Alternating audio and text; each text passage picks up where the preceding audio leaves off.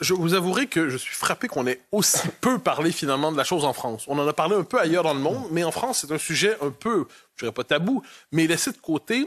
Or, on est devant ce qu'on a appris dans donc, ce livre, Le péché originel, qui est sorti par deux journalistes américains, Jack Tepper et Alex Thompson. On a appris que finalement, nous avons été témoins d'un mensonge d'État à grande échelle sur plusieurs années, mensonge d'État auxquels se sont associés sur le mode de la complicité objective une bonne partie du système médiatique américain et même du système médiatique occidental, de la part de gens qui, globalement, lorsqu'on nommait la réalité, nous accusaient de fake news pour dissimuler une réalité et nous disaient, si vous nommez cette réalité, vous êtes des menteurs. Je résume. On avait tous compris depuis un bon moment que Joe Biden était en situation d'effondrement cognitif. On l'avait tous noté. Moi, je disais, en tout respect, que c'était une momie brejnevienne qui était au pouvoir aux États-Unis. On l'avait devant nous. On avait devant nous un homme qui était absent lui-même. Et il était encore président. Or, qu'ont fait ses conseillers? Ils ont décidé, globalement, de dire, non, on va le couper du monde. On va le couper intégralement de la réalité. Et on va, autrement dit, nous dire, non, mais il va très bien, il va formidablement bien. Et si vous pensez le contraire, en fait, vous êtes dans les fake news, il est d'une santé remarquable. Or, que les proches d'un président, à la rigueur, mentent pour lui.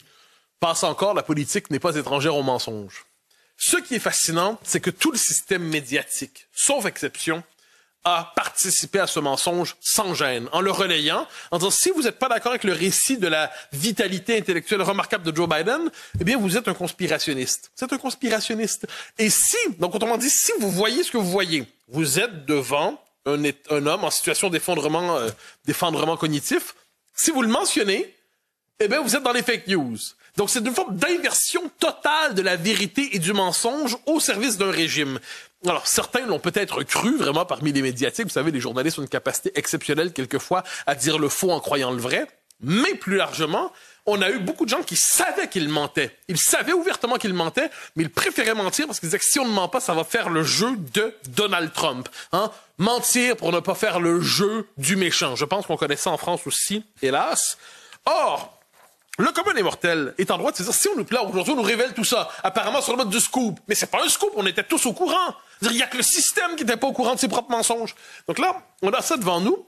Et moi, ce qui me frappe, c'est que le commun des mortels se dit, si on nous a menti sur quelque chose d'aussi gros, aussi ouvertement, aussi durablement, pendant une aussi longue période, non seulement le pouvoir, mais une bonne partie du système médiatique qui nous mentait au visage, qui aujourd'hui avoue son mensonge, eh bien, est-ce qu'on nous ment sur autre chose? Est-ce qu'on nous ment sur d'autres thèmes ou est-ce qu'il y a eu un mensonge unique, inattendu? Absolument, il n'y en a pas d'autres, ne vous inquiétez pas, cessez de douter. Et ensuite, on ose accuser le commun des mortels de douter de la valeur de la parole médiatique aujourd'hui et de douter des élites. Un instant, on nous ment au visage pendant des années, finalement, on nous révèle le tout, et on nous dit, mais ne vous trompez pas, c'est une exception.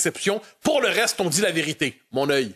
Est-ce que c'est plus grave que la fiole devant le Conseil de sécurité de l'ONU? Pour la fiole, elle a permis quand même d'entraîner une invasion d'un pays. C'est pour ça que je vous dis ça. Ah non, mais je nomme les Américains. Dans l'échelle du mensonge, vous la mettez où? Ce que je note, c'est que par ailleurs, en maintenant au pouvoir une momie ainsi, on espérait ainsi faire basculer autrement l'histoire politique américaine. Et on lui souhaite un prompt rétablissement parce qu'il est aujourd'hui victime d'un cancer. Bien sûr, et j'y reviendrai d'ailleurs. Bien sûr. Est-ce que les révélations entourant ce mensonge d'État, pardonnez-moi Mathieu, je ferme et j'ouvre et je ferme la parenthèse, abîmera durablement la confiance dans les médias? La confiance, elle est morte dans les faits aujourd'hui. Il faut le savoir, il ne faut pas se compter l'histoire, sauf pour une génération, appelons ça, de boomers tardifs qui continuent de croire véritablement que tout ce qu'on dit sur le service public, c'est la vérité. Mais bon, vous savez, à chacun ses illusions. Moi, j'ai deux questions qui me viennent à l'esprit ici. La première, mais enfin, je la posais déjà à l'époque, si je peux me permettre. On se faisait traiter de conspirationniste quand on disait ça.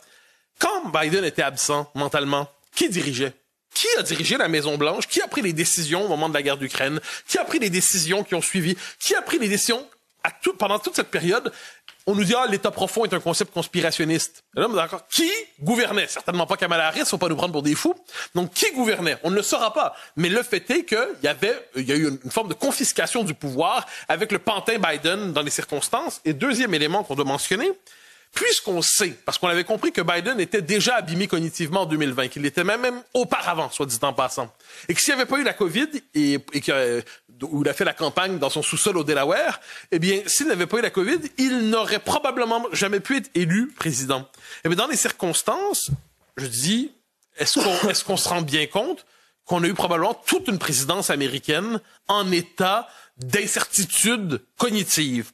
J'ajoute une autre chose. On veut nous faire croire qu'on le découvre maintenant, faut pas nous prendre pour des fous non plus. Et là, on nous parle du cancer très avancé de Joe Biden. Comme tous, je m'associe aux meilleures pensées, je lui souhaite, en ces matières, nous sommes tous d'êtres humains, je lui souhaite, dans la mesure des possibles, le prompt rétablissement, tout le moins le meilleur sort possible. Bon.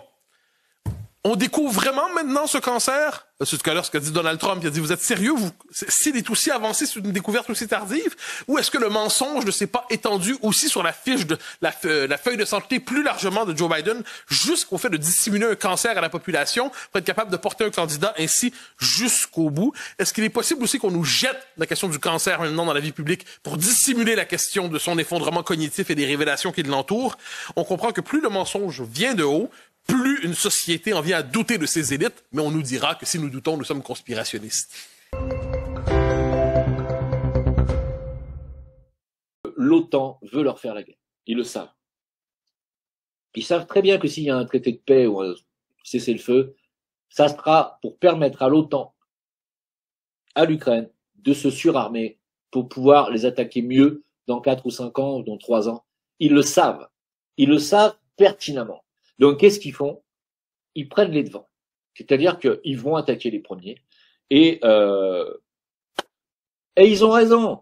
Ils ont raison parce qu'ils ont les renseignements. Ils savent très bien que l'OTAN les attaqueront tôt ou tard. Et ils vont leur couper l'herbe sous le pied. C'est-à-dire qu'ils vont casser tous les rêves de grandeur et d'attaque de la Russie. Ils vont leur casser. Voilà. Et ils finiront le boulot. Et j'en suis persuadé. Et je vous le dis, ça finira en guerre. Voilà. Ça finira en guerre. Et on en reparlera peut-être. Peut-être je me trompe, j'espère me tromper, je vous assure. J'espère que Trump arrivera à ses fins, mais je n'y crois pas. Pourquoi? Parce que c'est pas les États-Unis aujourd'hui qui font la guerre à la Russie, c'est l'OTAN. Et l'OTAN aujourd'hui n'écoute plus Trump. Et donc ils sont en roue libre. Et les Russes savent très bien que les Européens et l'OTAN veulent lui faire la guerre et il va prendre les devants. Le porte-avions Truman, USS Harry Truman, rentre aux États-Unis après avoir servi dans la région. Il n'y en a qu'un seul qui est encore là. Après avoir perdu 3 de ses chasseurs bombardiers. C'est une note qui se compte en dizaines, sinon en centaines de millions de dollars. Des missiles qui, quand ils sont utilisés, coûtent au Pentagone entre 1 million et 2 millions de la pop. Souvent contre des arsenaux, des outils qui sont pas nécessairement bricolés, parce qu'on a vu qu'ils ont des missiles hypersoniques, mais la plupart des trucs qu'ils utilisent coûtent une fraction du prix. Donc, on est dans une opération ou une guerre asymétrique où celui qui se défend, les outils, sont capables de protéger leur espace aérien, de rendre la plus grande puissance militaire au monde pas incapable, mais certainement parcimonieuse quand vient le temps de se rendre dans cette zone-là. Les avions préféraient rester à bonne distance.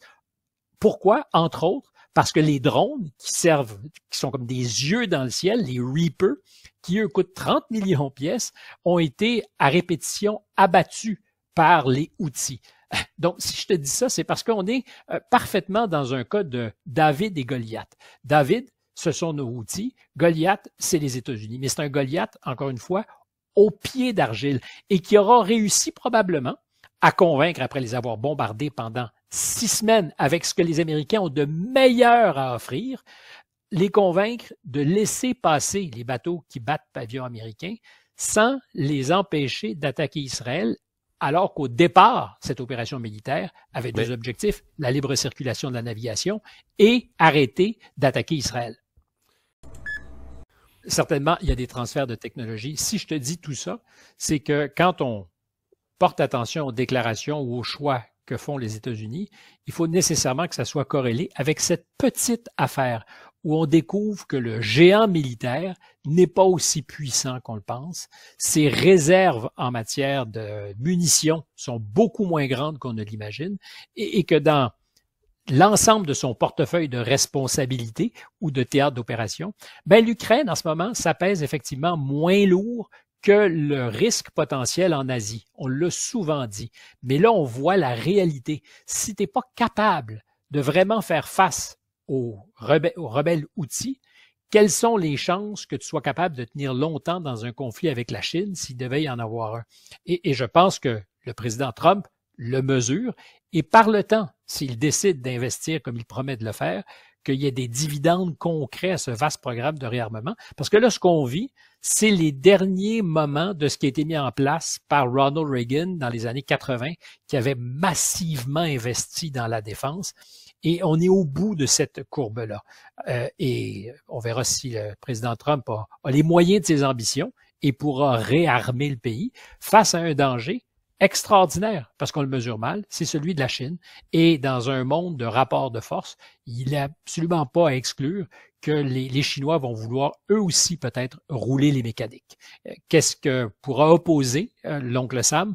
Pour l'instant, si on se fie à ce qui s'est passé au Yémen, c'est pas nécessairement rassurant du point de vue des Américains et de l'Occident. Eli Barnavi, ancien ambassadeur d'Israël en France, était l'invité du 64 minutes de TV5 Monde, hier, le 25 mai 2025. Écoutez ce qu'il a dit sur le Premier ministre israélien. Est-ce que, même si Trump lui demande d'arrêter, est-ce qu'il pourra le faire, alors qu'il sait très bien que, comme a très bien dit le journaliste palestinien, il sait très bien que le jour où il va arrêter la guerre, ce sera sa fin. Ce sera sa fin. Et donc, on en est là. On l'a laissé aller trop loin. C'est-à-dire, cela fait longtemps qu'il aurait fallu arrêter ce personnage. Vous savez, moi, je dis par manière de plaisanterie que je ne crois pas en Dieu, mais que je crois au diable. Et là, et Netanyahou est l'une des incarnations du diable. Tier list des pires investissements faits sous le règne de François Legault au Québec. Lion électrique, l'étude du troisième lien, la maison des aînés, Nordvolt et le panier bleu. OK, je vais commencer avec le pire. Je pense que de ceux que tu m'as nommés, c'est Nordvolt. J'ai dans la tête 700-800 millions. C'est 710 millions et ce n'est pas le pire que je t'ai nommé. Oh, il est deuxième. OK, ça va mal. Ensuite, je te dirais la maison des aînés. Ça sonne coûteux, ça. Je sais pas pourquoi, mais quand... Il pas longtemps. 500 millions, la maison des aînés en deuxième position. Ensuite de ça, le panier bleu, très bon fiasco, peut-être 300 millions. Je sais que j'arrondis beaucoup, mais j'ai aucune idée. L'étude du troisième lien, je la mets vraiment en cinquième position tout de suite. C'est une étude de 50 millions, mettons, admettons. Ensuite de ça, Lion électrique. J'ai dans la tête 150 millions du gouvernement que je mettrais en quatrième position. Quand même pas si pire. En cinquième position, on a le panier bleu, un beau 26 millions de gaspillés. En quatrième position, on a l'étude du troisième lien, ça t'étais pas loin. C'est un beau 59 millions de gaspillés. Okay. T'étais à 9 millions près, quand même. Ah, quand même. C'est quoi 9 millions 9 pour le millions, gouvernement? c'est rien. Troisième position, Lion électrique, 193 millions. OK. Deuxième position, Nordvolt, 710 millions. OK. Et la première position, la maison des aînés, 2,79 milliards. 2,260 milliards. Aïe, aïe, aïe, OK. C'est de l'argent, là. Là-dedans, là, je t'ai sauté d'autres fiascos comme Saclic, Usine d'hydrogène vert, Medicago, Taiga Motors, Flying Wells. C'est des vrais fiascos qu'on a. Là. Si tu veux pas faire les mêmes erreurs que Legault puis avoir des investissements rentables, DM-nous. Regardez-moi, ils ont installé une piste cyclable sur toute l'avenue au complet. C'est des centaines de places de stationnement qui ont été perdues. Les gens ne peuvent plus se stationner du nord jusqu'au sud. Est-ce que vous voyez une maudite bicyclette qui passe là? Il n'y en a pas de bicyclette qui passe là. Mais si vous voulez, à un moment, le consentement à l'impôt, quand on voit ce qu'on fait de nos impôts, et puis là, et si c'est pour payer de la coke, et si c'est pour envoyer des missiles, ou si c'est pour payer des villas à M. Zelensky, ça pose un problème. Ouais. Voilà. Si c'est pour payer des impôts, pour que l'hôpital fonctionne, pour que la sécurité fonctionne, etc., pas de problème. Et si c'est juste pour ça, au bout d'un moment, ça fatigue. To you, the unvaccinated. Even if I were pollinated and fully vaccinated, I would admire the unvaccinated for withstanding the greatest pressure I've ever seen. From partners, parents, children, friends, colleagues, and even doctors. People who are capable of such personality, courage, and critical ability are undoubtedly the best part of humanity. They are everywhere, in all ages, levels of education, states, and ideas. They are of a special kind. They are the soldiers that every army of light wants to have in its ranks. They are the parent that every child wants to have, and the children that every parent dreams of having. They are beings above the average of their societies. They are the essence of the people who have, well, built all cultures and conquered horizons. They are there, next to you. They look normal, but they are superheroes. They did what others could not. They were the tree that withstood the hurricane of insults, discrimination, and social exclusion. And they did it because they thought they were alone. And they believed that, well, they were the only ones. Banned from their families' tables at Christmas, they never saw anything so cruel. They lost their jobs, let their careers sink, had no more money, but they didn't care. They suffered immeasurable discrimination, denunciation, betrayal, and humiliation, but they kept on going. Never before in humanity has there been such a casting. Now, we all know who are the best on the planet Earth. Men, women, young, old, rich, poor, of all races or religions, the unvaccinated, the chosen of the invisible ark, the only ones who managed to resist when everything collapsed. That's you. You passed an unimaginable test that many of the toughest Marines, commandos, Green Berets, astronauts, and even geniuses could not withstand. You are made of the stuff of the greatest who ever lived. Qui c'est qui vient m'emmerder encore là? Oui, qu'est-ce que c'est? Bonjour monsieur, pompe funèbre. Nous venons pour la personne décédée. Oui, c'est moi. C'est vous? Ah oui, je suis en fin de vie. L'euthanasie était prévue ce matin. Et le docteur a eu un contretemps. Problème de train. Mais allez, entrez. En attendant, je vous fais un café. Le désert médical, on n'y échappe pas, hein. Ma fille.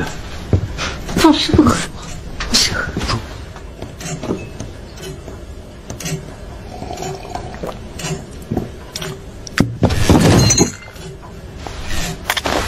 Voilà. Très bien. Messieurs, dames, il est à vous. Docteur Françoise, ma fille, euthanasiste. Je me sauve, j'en ai encore deux derrière. Je vais éviter de rater mon train cette fois. Allez, à bientôt.